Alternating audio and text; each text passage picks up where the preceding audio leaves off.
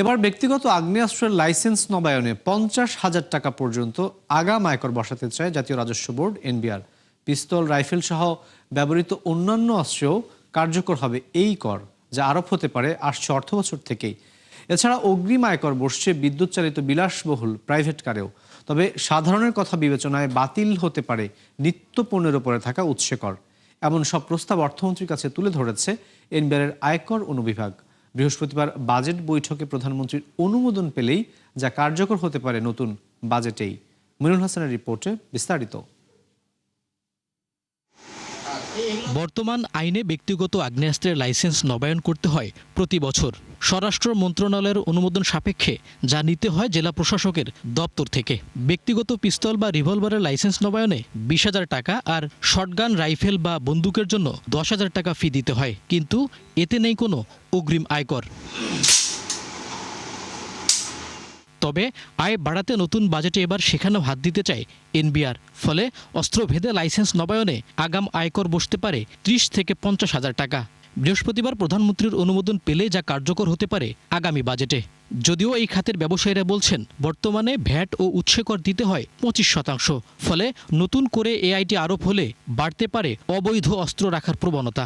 বৈধ অস্ত্রের যদি আপনি সঠিকভাবে মানুষের কাছে না রাখতে দেন, তখন অবশ্যই সন্ত্রাসীদের অবৈধ অস্ত্রের ব্যবহার বেড়ে যাবে। নিরাপত্তার কথা চিন্তা করে অথবা কারো শখের বশবর্তী হয়ে যারা শিকার করতে চান, সুতরাং তাদের টাকা বাড়লে বা ট্যাক্স বাড়লে হয়তো মনোকষ্ট কিছুটা হবে, কিন্তু তারা বৈধ পথ ছেড়ে অবৈধ পথে যাবে না, আমি এটা মনে করি না। নতুন বাজেটে দামি মোটরসাইকেল, প্রাইভেট কার, হেলিকপ্টার বা বিমানে বাড়তি আয়কর বসাতে চায় এনবিআর। একই সাথে দামি বা বিলাসবহুল ব্যক্তিগত বৈদ্যুতিক গাড়ির উপরও চিন্তা রয়েছে আগাম আয়কর বাড়ানোর।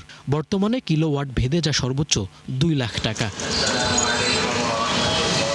সেই সাথে ব্যাটারি চালিত অটোরিকশাকেও করের আওতায় আনার উদ্যোগ নিয়েছে এনবিআর। সিটি কর্পোরেশন এলাকার জন্য বছরে যা হতে পারে 5,000 আর পৌরসভার জন্য 2,000 টাকা। বাদ যাবে না ইউনিয়ন পর্যায়েও। যদি ট্যাক্স নেটের মধ্যে নিয়ে আসা যায়, তাহলে তো রেজিস্ট্রেশন ফি এর উপরে এককালীন একটা চাপ সৃষ্টি না করেও এটা করা সম্ভব। সো আমরা যত মানুষকে আমরা ট্যাক্স নেটের আওতায় আনতে পারবো, আমরা যত প্রযুক্তিকে ব্যবহার করতে পারবো, তত আমরা এমন সমাধানের দিকে যাব যেটা নাকি ট্যাক্স পেয়ারের উপরে বাড়তি চাপ সৃষ্টি না করে। বর্তমানে নিত্যপণ্যের উপর থাকা 1% টার্নওভার কর নামানো হতে পারে যৌক্তিক পর্যায়ে। সেই সাথে দাম সাধারণের নাগালে রাখতে ধান, চাল, ভোজ্য তেল, চিনি, ডাল, আটা, ময়দা, পেঁয়াজ সহ বিভিন্ন মশলার উপর থাকা উৎসে কর বাতিলের প্রস্তাবও দিয়েছে এনবিআর। জনগণের একটা বড় অংশকে এই হাই ইনফ্লেশনারি প্রেসারের, যেখানে মানে মানুষের জনজীবন কষ্টের মধ্যে পড়েছে, সেই জায়গায় একটা সাময়িক হলেও বা ছোট হলেও রিলিফ দিতে পারে। নতুন বাজেটে ব্যক্তি পর্যায়ে সুদের আয়ের উপর উৎসে কর বাড়ানোর সিদ্ধান্ত থেকে সরে আসতে পারে সংস্থাটি। মনিরুল হাসান, ৭১, ঢাকা। বহুল আলোচিত পদ্মা ব্যারেজ প্রকল্পের অনুমোদন দিয়েছে জাতীয় অর্থনৈতিক পরিষদের নির্বাহী কমিটি। দেশের 10টি ব্যাংক ও এক আর্থিক প্রতিষ্ঠান থেকে 2.25 লাখ কোটি টাকা লুটে নিয়েছে বিতর্কিত এস আলম গ্রুপ, যাতে সবচেয়ে বড় ক্ষতিতে পড়েছে ইসলামী ব্যাংক। প্রতিষ্ঠানটির বর্তমান শীর্ষ 20 খেলাপি প্রতিষ্ঠানের 15টি এস আলমের।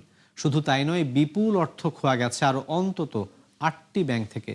আব্দুল জাহির আনাসের 3 পর্বের ধারাবাহিকের শেষ পর্ব আজ, আর ছবি তুলেছেন মিরাজ সুমন। আর্থিক খাতের এক সময়ের আস্থা ও সাফল্যের বড় উদাহরণ ছিল ইসলামী ব্যাংক, কিন্তু 2017 সালে অনৈতিকভাবে তার নিয়ন্ত্রণ নেয় বিতর্কিত এস আলম গ্রুপ। এরপর থেকে শুরু হয় ঋণ জালিয়াতি ও লুটপাটের মহোৎসব। কেন্দ্রীয় ব্যাংকের হিসাবে বর্তমানে ব্যাংকটির খেলাপি ঋণ 94,322 কোটি টাকা। এর মধ্যে শুধু এস আলম গ্রুপ ও স্বার্থ সংশ্লিষ্ট 15 প্রতিষ্ঠানেরই 57,175 কোটি টাকা, যা মোট খেলাপির 62%। বিএপিএর তথ্য মতে এই প্রতিষ্ঠান থেকে নামে বেনামে 1,05,000 কোটি টাকার বেশি নেয় গ্রুপটি। আইনি প্রক্রিয়া শেষ না করে তো আর কারোর সম্পদ হয়তো গ্রহণ করা যাবে না ব্যাংকগুলোর পক্ষ থেকে। ফলে যেটা গুরুত্বপূর্ণ সেটা হলো যে আইনি প্রক্রিয়াটাকে দ্রুততম সময়ের মধ্যে সুষ্ঠুভাবে বাস্তবায়ন করা। ব্যাংকিং ব্যবস্থার বিষয় হলো যে এটা আমানতকারীর আমানত কিন্তু তারা ব্যবহার করেন। সুতরাং এইটার ভেতরে যে কর্পোরেট সুশাসন আছে, এটা ঋণ প্রদান থেকে ঋণ আদায় থেকে এই নিয়োগ প্রক্রিয়া সবগুলোকেই আমরা যুক্তভাবে কিন্তু দেখতে হবে এবং সেইটা দেখভালের দায়িত্ব কেন্দ্রীয় ব্যাংকের। ইসলামী ব্যাংকের শীর্ষ 20 খেলাপি প্রতিষ্ঠানের 15টি এসালাম গ্রুপের সঙ্গে সরাসরি সম্পৃক্ত, যার মালিকানায় সাইফুল আলম, তার ছেলে আহসানুল আলম, জামাতা বেলাল আহমেদ এবং পরিবারের অন্যান্য সদস্যরা। আর একক প্রতিষ্ঠান হিসেবে সবচেয়ে বেশি 13,000 কোটি টাকা রয়েছে এসালাম এডিবল অয়েলের নামে। এছাড়া 10,000 কোটি টাকার উপরে খেলাপি ঋণ এসালাম রিফাইন্ড সুগার ও এসালাম ভেজিটেবল অয়েলের। ছেলে আহসানুল আলম ও মা চেমনারার নামে প্রতিষ্ঠিত একাধিক কোম্পানির বিপরীতেও রয়েছে বিপুল খেলাপি। আর সাইফুল আলমের আত্মীয় আনসারুল আলম চৌধুরীর মালিকানাধীন ইনহেরিটেন্ট ট্রেডিংয়ের বিপরীতে 1,500 কোটি টাকা, বর্তমানে যা অস্তিত্বহীন বা নাম সর্বস্ব কাগজে প্রতিষ্ঠান। এছাড়া এসালামের ভাগ্নে মোস্তান বিল্লাহ আদিলের প্রতিষ্ঠান আদিল কর্পোরেশনের নামে 1,281 কোটি ও তার স্ত্রী সাদিয়া জামালের সাদিয়া ট্রেডিংয়ের খেলাপিও 1,193 কোটি টাকা। 1,000 কোটির উপরে খেলাপি আছে আরও অন্তত 3টি প্রতিষ্ঠানের। তখন কেন বাংলাদেশ ব্যাংক প্রশ্নটা তুলল না, সেটার উত্তর তো কারো কাছে নাই। একটাই উত্তর আছে যে তারা কোনো মতে সেটাকে ম্যানেজ করে নিয়েছে। মানে ওটা হয় বাংলাদেশ ব্যাংক দেখে নাই, মোটামুটি পার পেয়ে গেছে। বায়োডিসের কিছু রিকভারি হয়েছে, সেটা হয়েছে এইভাবে যে তাদের কিছু টিডিআর ছিল, লিয়েন্টেন করা টিডিআর ছিল, সেগুলো থেকে আমরা 5,000 কোটি টাকা বা 5,000 কোটি টাকা এরকম আমরা আদায় করছি। শুধু ইসলামী ব্যাংক নয়, ফার্স্ট সিকিউরিটি ইউনিয়ন, গ্লোবাল ইসলামী, সোশ্যাল ইসলামী, এক্সিম সহ অন্তত 10টি প্রতিষ্ঠান থেকে বিপুল অর্থ বের করে নেয় এসালাম গ্রুপ। এর মধ্যে ফার্স্ট সিকিউরিটি থেকে 45,336 কোটি টাকা, ইউনিয়ন ব্যাংক থেকে 23,500 কোটি, গ্লোবাল ইসলামী ব্যাংক থেকে 13,500 কোটি এবং সোশ্যাল ইসলামী ব্যাংক থেকে নেওয়া হয় 13,500 কোটির বেশি।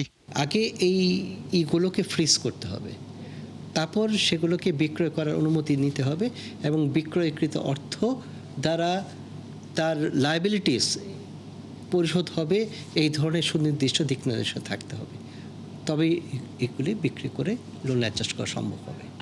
আওয়ামী লীগ সরকার পতনের পর এসালামের 24 কোম্পানির 32 কোটি 10 লাখের বেশি শেয়ার অবরুদ্ধের আদেশ দেয় আদালত, যার মূল্য প্রায় 3,500 কোটি টাকা। আব্দুল জাহির আনাস, 71, ঢাকা। মে মাসের প্রথম 12 দিনে দেশে প্রবাসী আয় এসেছে 160 কোটি 50 লাখ ডলার। বাংলাদেশ ব্যাংক এমন তথ্য জানিয়েছে। আগের অর্থ বছর একই সময় চেয়ে দেশে এসেছিল 113 কোটি 40 লাখ ডলার, অর্থাৎ সেই হিসেবে বেড়েছে 41% উপরে। অন্যদিকে চলতি অর্থ বছর এখন পর্যন্ত মোট প্রবাসী আয় এসেছে 3,093 কোটি 80 লাখ ডলার, যা আগের বছর একই সময়ের চেয়ে 20.5% বেশি। উল্লেখ্য, এরই মধ্যে একক অর্থ বছরের মোট আয়ে রেকর্ড ভেঙেছে রেমিটেন্স প্রবাহ। জুন শেষে যা উঠতে পারে 35 বিলিয়নের কাছাকাছি। এবারের কোরবানিতে ঢাকার ভেতরে লবণযুক্ত গরুর চামড়া প্রতি বর্গ ফুট বিক্রি হবে 62 থেকে 67 টাকা, আর ঢাকার বাইরে তা সর্বোচ্চ 62 টাকায়।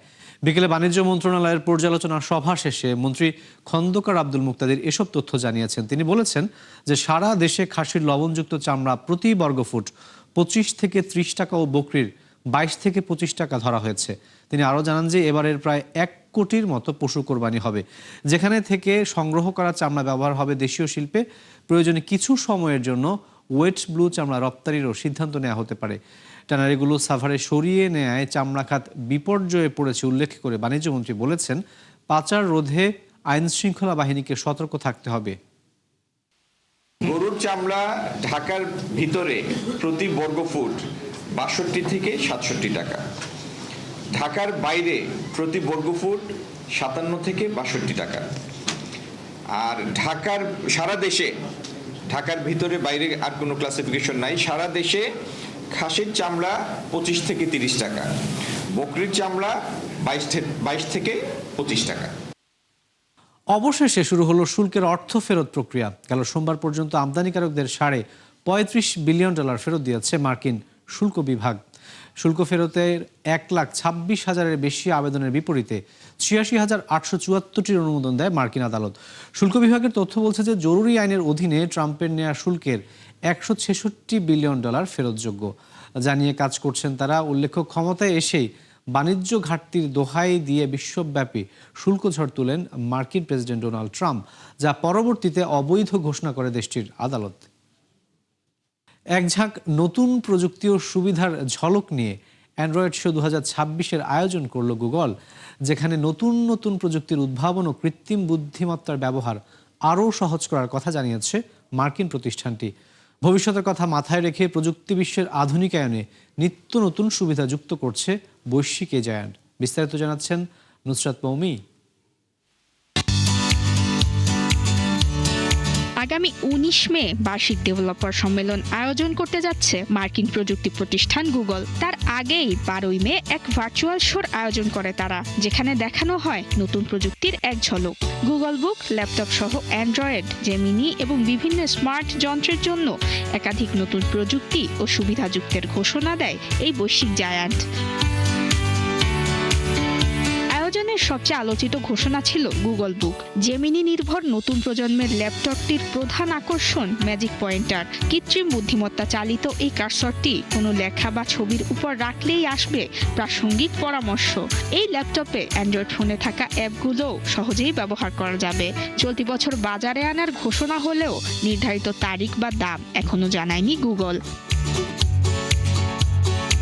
নতুন বিভিন্ন প্রযুক্তি যোগ হচ্ছে অ্যান্ড্রয়েড সাপোর্টেড গাড়িগুলোতেও। এসব গাড়ির ডিসপ্লেতে আবহাওয়ার তথ্য, গ্যারেজের দরজা খোলা বা দ্রুত ব্যবহারের জন্য কাস্টম উইজেট যুক্ত করার ঘোষণা দিয়েছে গুগল।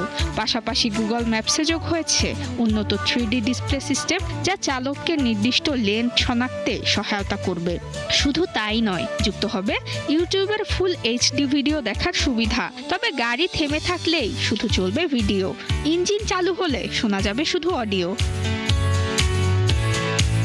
এছাড়া চেষ্টা চলছে জেমিনিকে আরও উন্নত করার। অ্যান্ড্রয়েড অপারেটিং সিস্টেমে জেমিনি ইন্টেলিজেন্স চালুর ঘোষণা দেয় গুগল। অন্যদিকে গুগলের ফোন পিক্সেলে আসছে কন্টেন্ট নির্মাতাদের জন্য নতুন সুবিধা। স্ক্রিন রিঅ্যাকশনস নামের এই ফিচারের মাধ্যমে ব্যবহারকারীর মুখের অভিব্যক্তি ও ফোনের পর্দার দৃশ্য দুটি একসঙ্গে ধারণ করা যাবে। ফলে কন্টেন্ট নির্মাণ আগের তুলনায় আরও সহজ হবে। নুসরাত মৌমি, 71। দর্শক, 71 বিজনেস ছিল এখনকার মতো। সরাসরি সংবাদ অনুষ্ঠান দেখতে চোখ রাখুন 71-এর ফেসবুক পেজ এবং সাবস্ক্রাইব করুন 71 ইউটিউব চ্যানেল। থাকুন 71-এর সাথেই।